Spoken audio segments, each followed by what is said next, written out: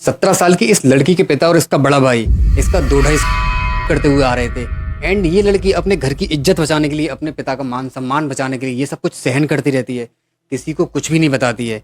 But हद तो जब हो जाती है जब एक दिन उस लड़की का पिता उसकी छोटी सी 9 साल की बहन के साथ कुछ ऐसा कर देता है जिसे वो लड़की सहन नहीं कर पाती, और अपने पिता और अपने बड़े भाई को सबक सिखाने के लिए कोई ऐसा एक्शन लेती है, कोई ऐसा कदम उठाती है जिसकी वजह से वो दोनों बहनें इस दलदल से बाहर निकल जाती हैं और उसके पिता और उसके बड़े भाई को उनके किए की सजा मिल जाती है। बट गाइस, सवाल ये आता है कि आखिर उन लड़कियों का वो पिता जिसने उन्हें बचपन में उन्हें पाला हो, उन्हें खिलाया हो, वो अपनी बेटियों के साथ ऐसा क्यों और कैसे कर सकता है? क्या इसीलिए उसने उन दोनों अपनी बच्चियों को पाला था, इसीलिए अपनी वाइफ के साथ मिलकर वो उन दोनों को इस दुनिया में लेकर आया था, यही दिन दिखाने के लिए? बट गाइस, हैरान करने की बात तो ये है कि पिता ने किया तो किया, भाई ने भी अपनी उस बहन को नहीं छोड़ा जो रक्षाबंधन पर अपनी भाई की रक्षा के लिए राखी बांधती है और हमेशा अपनी भाई के लिए सपोर्ट बनकर खड़ी रहती है, और भाई भी अपनी बहन के लिए हमेशा सपोर्ट बनकर खड़ा रहता है। दोनों भाई बहन का जो रिश्ता होता है ना, बहुत ज़्यादा पवित्र होता है। इस तरह से इन लोगों ने इस पिता और बेटी के रिश्ते को भी और भाई बहन के रिश्ते को भी इस तरह से डिसग्रेस्ड कर दिया है कि बहुत ज़्यादा हर्ट होता है दिल को। एंड गाइस, इस केस को लाकर आपके सेंटिमेंट्स को हर्ट करने का मेरा कोई भी इरादा नहीं है, क्योंकि इस केस की स्टडी करने के बाद मेरा दिल भी काफ़ी ज़्यादा हर्ट हुआ है। इस वीडियो को मैं आपके सामने सिर्फ इसी पर्पज़ से लेकर आया हूँ कि आपको ऐसे केसेस से मैं हमेशा अलर्ट करा सकूँ कि अगर आपके साथ ऐसा कुछ भी कभी भी गलत हो तो आपको उस चीज़ के खिलाफ कब और कैसे एक्शन लेना है, और पुलिस में जाकर समय से पहले कंप्लेन करानी है और खुद को इन सब चीज़ों से, इन गलत कामों से बचा लेना है, खुद को और खुद की इज्जत को। तो गाइस, इसी पर्पज़ से मैं सिर्फ आपके सामने ऐसे वीडियोस लेकर आता रहता हूँ। गाइस, वीडियो शुरू करने से पहले आपको बता दूं कि आप सभी मुझे अपना काफ़ी ज़्यादा प्यार दे रहे हो और इस तरह से सपोर्ट कर रहे हो, मुझे काफ़ी ज़्यादा अच्छा लग रहा है। एक छोटा सा टारगेट है हम सभी के सामने 1000 सब्सक्राइबर का, प्लीज़ जल्दी से जल्दी इसे कंप्लीट करा दीजिए। उसके बाद फिर आगे नेक्स्ट लेवल पर काम करने वाले हैं इस कंटेंट पर। आपके सामने ऐसे केसेस लाता रहूँगा जिससे आपको कुछ ना कुछ सीखने को मिलता रहे। तो चलिए गाइस, शुरू करते हैं इस वीडियो को। Welcome back, I am mister Vivek Bhardwaj. Let's discuss about this case of Maharashtra.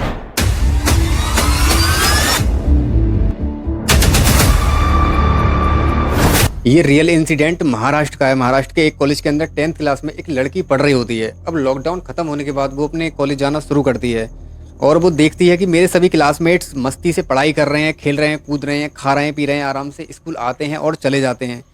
But ये लड़की अपने अंदर काफ़ी ज़्यादा घुटन महसूस कर रही थी। अपने फ्रेंड सर्कल से इसने अलग रहना शुरू कर दिया। हमेशा उदास बैठी रहती थी। जब इसके दोस्त इससे बात करने की कोशिश करते तो किसी से बात नहीं करना चाहती और ऐसी अजीब तरह से मतलब बिहेव करती थी। अब इस लड़की की जो सहेलियां थी वो इस बात को नोटिस करती हैं कि लॉकडाउन आने से पहले की बात है, तब ये लड़की जो है बहुत काफ़ी ज़्यादा खुश रहती थी, आराम से पढ़ाई करती थी और मस्त थी आराम से। लेकिन अब इसे क्या हुआ है जो अब ये इतनी इस तरह से रहने लगी है, ना हमसे किसी से बात करती है, ना ही किसी को कुछ बताती है। इधर टीचर भी इस बात को नोटिस कर रहे थे कि आखिर इस लड़की को हुआ क्या है। ये लड़की पहले पढ़ने में इतनी अच्छी थी, अब इसे पता नहीं क्या हो गया है कि इसका पढ़ने में बिल्कुल मन नहीं लगता और इसकी प्रोग्रेस जो थी वो काफ़ी ज़्यादा अच्छी थी पहले, और अब आकर इतनी डाउन होती जा रही है कि पढ़ाई में बिल्कुल भी इसका मन नहीं है और किसी बात को ये सीरियसली नहीं लेती है। अगर पढ़ाई के लिए हम किसी बात को बोलते हैं कॉलेज में तो ये उस चीज़ पर ध्यान नहीं दे पाती है, और इसकी कुछ बॉडी भी कुछ अजीब सी होने लगी थी। तो वो लोग ये समझ नहीं पा रहे थे कि आखिर इसके साथ हुआ तो हुआ क्या। लेकिन टीचर्स ने, उसकी जो मैडम थी, उन्होंने पूछने की कोशिश की इससे कि बेटा आखिर तुम्हारे साथ ऐसा क्या हुआ है। बट वो लड़की चाहकर भी अपनी टीचर को कुछ भी नहीं बता पा रही थी, क्योंकि वो एक ऐसे दलदल में, एक ऐसे नरक में फंसी हुई थी जहाँ पर एक साइड में उसके पिता और उसका भाई और उनका मान सम्मान खड़ा था और दूसरी तरफ उसके साथ हो रहा ये घिनौना कृत्य। आखिर बगावत करती तो करती किसके खिलाफ? क्योंकि अक्सर वहाँ पर लड़ना बहुत ज़्यादा मुश्किल हो जाता है जहाँ पर अपने ही घर के अपराधी, अपने ही घर के गुनहगार हों। ऐसा मानो आप वहाँ पर हेल्पलेस हो जाते हो। वहाँ पर किसी भी तरह की कोई भी बगावत करने के लिए हमारे अंदर तो इतनी हिम्मत पैदा ही नहीं होती। अब उस लड़की के लिए हद पार तो जब हो जाती है जब जनवरी 2022 के एक दिन वो अपने पिता को अपनी छोटी सी 9 साल की बहन के साथ कुछ गलत काम करते हुए देख लेती है। उसे काफ़ी ज़्यादा गुस्सा आता है और वो ठान लेती है कि मेरे पिता ने, मेरे भाई ने मेरे साथ जो किया सो किया, बट मैं ये सब कुछ अपनी छोटी बहन के साथ बिल्कुल भी नहीं होने दूंगी। फिर वो अपने पिता और अपने भाई के खिलाफ बगावत पर उतर आती है और फिर वो एक दिन अपने कॉलेज जाती है और कॉलेज में जाकर अपने क्लास टीचर को ये सारी कहानी बता देती है कि मेरे पिता और मेरा भाई इस तरह से मेरे साथ गंदे काम करते हैं।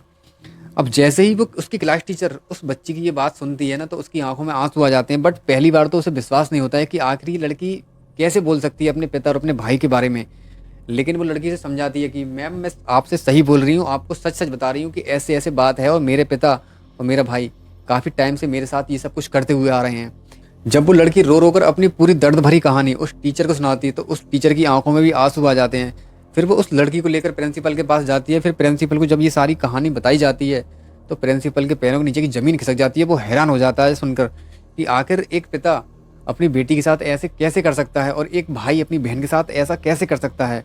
बट प्रिंसिपल पूरी स्टोरी को समझने के लिए उस लड़की से कहता है कि बेटा सब कुछ डिटेल में बताओ कि आखिर तुम्हारे साथ ये कब से और कैसे हो रहा है। तो लड़की बताती है कि मेरी फैमिली में 5 मेंबर्स थे, बट कुछ दिन पहले मेरी माँ किसी बीमारी की वजह से एक्सपायर हो गई थी। अब हमारी फैमिली में कुल 4 मेंबर्स हैं, मैं और मेरी छोटी बहन जिसकी एज 9 साल है, मेरा बड़ा भाई जिसकी एज 20 साल है और मेरे जो फादर हैं उनकी एज 43 साल के आसपास है। और वो बताती है कि इस कहानी की शुरुआत आज से 2 साल पहले यानी कि 2020 में हुई थी। जब एक दिन मैं रूम में बेड पर लेटी हुई थी, तब मेरे पिताजी जो कि एक बैग की कंपनी में जॉब करते हैं, वो जॉब से आए थे और वो आकर मेरे रूम में मुझे आकर गलत इंटेंशन से मुझे टच करने लगे और मुझे छूने लगे। लेकिन मुझे कुछ भी समझ में नहीं आ रहा था कि आखिर मैं किस तरह से रिएक्ट करूं और किस तरह से उनका विरोध करूं, क्योंकि अगर कोई और होता तो शायद मैं चीख भी सकती थी। बट मैं उनकी किसी भी बात का कोई विरोध नहीं कर सकी और उन्होंने काफ़ी देर तक मेरे साथ ये गंदा काम किया। मैं काफ़ी देर तक रोई और काफ़ी ज़्यादा मुझे गुस्सा भी आया उन पर कि आखिर मेरे पिता ने आज मेरे साथ ये क्या कर दिया। आज अगर मेरी माँ जिंदा होती तो मैं उससे अपने दिल की बात कह पाती, लेकिन मैं कहूँ तो कहूँ किससे। और मैंने वो बात वहीं भूलकर उसी में अपने पिता की और अपनी इज्जत बचाने में भलाई समझी। अब इस तरह से कुछ दिन बीते, उसके बाद लॉकडाउन लग गया था। फिर मेरे पिता परमानेंटली घर पर बैठ गए थे। अब घर बैठने के बाद उन्होंने ये सब कुछ मेरे साथ डेली बेसिस पर करना शुरू कर दिया था। बट वो लड़की प्रिंसिपल को एक चीज़ और बताती है जो सबसे ज़्यादा डिस्टर्बिंग है। वो बताती है कि 25 जनवरी 2019 में, मतलब 1 साल पहले, मेरा भाई मेरे साथ ये सब कुछ कर चुका है। उस वक्त भी मेरे समझ में कुछ नहीं आया कि आखिर मैं अपने भाई का विरोध करूं तो करूं कैसे। लॉकडाउन लगने के बाद उस लड़की का पिता और उसका भाई दोनों ही घर पर रहने लगे, क्योंकि उनकी जॉब छूट गई थी। और जब वो दोनों घर पर रहने लगे थे तो उसके साथ ये सब कुछ डेली बेसिस पर होने लगा। जब भी पिता को मौका मिलता तो वो करता गलत काम, और जब भी उसके भाई को मौका मिलता तो उसका भाई उसके साथ गलत काम करता। बट यहाँ पर एक चीज़ थी कि ना तो पिता को पता था कि उसका बेटा उसकी बेटी के साथ ये सब कुछ गलत काम करता है, और ना ही उस लड़के को पता था कि उसका फादर उसकी बहन के साथ ये सब कुछ गलत काम करता है। बट वो लड़की इन दोनों के इस घिनौने कृत्य को और इस नरक को सहन कर रही थी और इसी में बेचारी ने जीना सीख लिया था। और वो लड़की प्रिंसिपल को बताती है कि एक दिन तो मेरे पिता ने सारी हदें पार कर दी। उन्होंने मेरी छोटी सी 9 साल की बहन को भी नहीं छोड़ा। वो उसे गोदी में लिए हुए बैठे थे और गलत इंटेंशन से उसे टच कर रहे थे। मुझे ये बात बिल्कुल भी पसंद नहीं आई और मैंने अपनी बहन का हाथ पकड़ा और उसे रूम में ले गई।